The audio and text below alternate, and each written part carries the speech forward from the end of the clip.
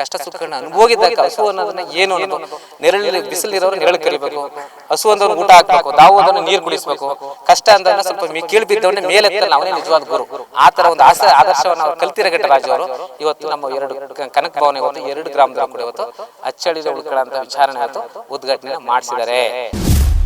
ಅವ್ರು ಇವತ್ತು ಹೇಳ್ಕೋಬೇಕು ಅಂದ್ರೆ ನಾವು ನೋಡಿದ್ರೆ ಬೇಕಾದಷ್ಟು ಜನ ಕಾಂಟ್ರಾಕ್ಟರ್, ಆದ್ರೆ ನನ್ನ ಒಂದು ಇತಿಹಾಸದಲ್ಲಿ ನೋಡಿರೋದು ಕಾಂಟ್ರಾಕ್ಟರ್ ನಿಜವಾದ ಕಾಂಟ್ರಾಕ್ಟರ್ ಅಂದ್ರೆ ರಾಜು ಅವರೇ. ಅವರು ಪಾಪ ಇವತ್ತು 5-6 ಲಕ್ಷ ರೂಪಾಯಿನ ಕಳ್ಕೊಂಡಿದ್ದಾರೆ. ಅವ್ರು ಒಂದು ದಿನ ಏನೇನು ಜನಗಳಿಗೆ ಇನ್ವೆಸ್ಟ್ ಮಾಡಿ ಖರ್ಚು ಮಾಡ್ತಾರೆ ಅನ್ನೋದು ನಮ್ಗೆ ಪ್ರಾಮಾಣಿಕ. ಅವ್ರ ಬಗ್ಗೆ ನಾವು ಏನ್ ಬರೀ ಕೇಳ್ಕೊಳ್ಳೋ ಮಾತಲ್ಲ, ಪ್ರಾಮಾಣಿಕವಾಗಿ ಹೇಳ್ತೇನೆ. ಅವರು ಪಕ್ಕ ಶ್ರಮಜೀವಿ ಮತ್ತು ಅವ್ರ ಕೈನ ಅನಾನ ಕಳ್ಕೊಂಡೆ ನಮ್ಗೆ ಮಾಡ್ಕೊಟ್ಟಿದ್ದಾರೆ.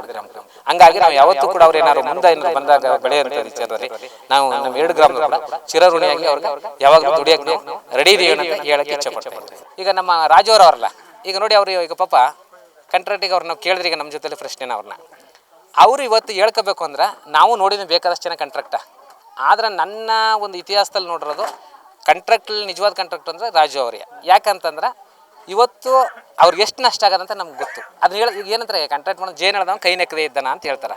ಹಂಗಾಗಿ ಏನೋ ಒಂದಷ್ಟು ಸಂಪಾದನೆ ಮಾಡಿರ್ಬೋದು ಅವರು, ಅಥವಾ ಇಲ್ಲಿ ಮಧ್ಯೆ ಹೋಗಿರೋ ಮುಖಂಡರಿಗೆ ಒಂದಷ್ಟು ಕಮಿಷನ್ ಇಸ್ಕೊಂಡಿರ್ಬೋದು ಅನ್ನೋ ಮಾತು ಕೂಡ ಬರ್ತದೆ ಜನಗಳಲ್ಲಿ.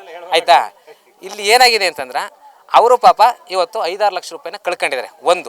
ಅವ್ರು ಒಂದು ದಿನ ಏನೇನು ಜನಗಳಿಗೆ ಇನ್ವೆಸ್ಟ್ ಮಾಡಿ ಖರ್ಚು ಮಾಡ್ತಾರೆ ಅನ್ನೋದು ನಮ್ಗೆ ಪ್ರಾಮಾಣಿಕ ಗೊತ್ತು.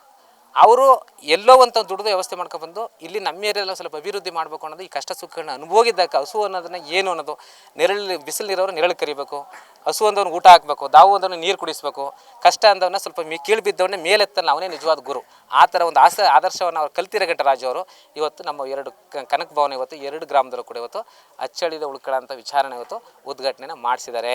ಇವತ್ತು ಕೂಡ ಅವ್ರ ಒಂದು ಇದನ್ನು ಮಾಡ್ಬೇಕಾದ್ರೆ ಅವ್ರ ಸ್ವ-ಇಚ್ಛೆಯಿಂದ ಕೂಡ ಅವ್ರದ್ದೇ ಆದಂಥ ನಮ್ಮಿಂದ 10 ರೂಪಾಯಿ ಖರ್ಚು ಮಾಡಿ ಅವರು ಕೂಡ ಅದು ದುಡ್ಡನ್ನ ತಂದು ಕೂಡ ಇವತ್ತು ಇನ್ವೆಸ್ಟ್ ಮಾಡಿ ಈ ಖರ್ಚನ್ನು ಕೂಡ ಅವರೇ ಕೊಟ್ಟು ಮಾಡಿದ್ದಾರೆ. ಹಂಗಾಗಿ ಅವ್ರ ಬಗ್ಗೆ ನಾವು ಏನು ಬರೀ ಕೇಳ್ಕೊಳ್ಳೋ ಮಾತಲ್ಲ, ಪ್ರಾಮಾಣಿಕವಾಗಿ ಹೇಳ್ತಾಯಿದ್ದೀವಿ. ಅವರು ಪಕ್ಕ ಶ್ರಮಜೀವಿ ಮತ್ತು ಅವ್ರ ಕೈನ ಅನಾನ ಕಳ್ಕೊಂಡೆ ನಮಗೆ ಮಾಡಿಕೊಟ್ಟಿದ್ದಾರೆ 2 ಗ್ರಾಮಕ್ಕೆ. ಹಂಗಾಗಿ ನಾವು ಯಾವತ್ತೂ ಕೂಡ ಅವ್ರು ಏನಾದ್ರು ಮುಂದೆ ಬಂದಾಗ ಬೆಳೆಯುವಂಥ ವಿಚಾರದಲ್ಲಿ ನಾವು ನಮ್ಮ 2 ಗ್ರಾಮದಲ್ಲೂ ಕೂಡ ಚಿರಋಣಿಯಾಗಿ ಅವ್ರಿಗೆ ಯಾವಾಗಲೂ ದುಡಿಯೋಕ್ಕೆ ನಾವು ರೆಡಿ ಇದೀವಿ ಅಂತ ಹೇಳೋಕ್ಕೆ ಇಚ್ಛೆ ಪಡ್ತಾಯಿದ್ದೀವಿ.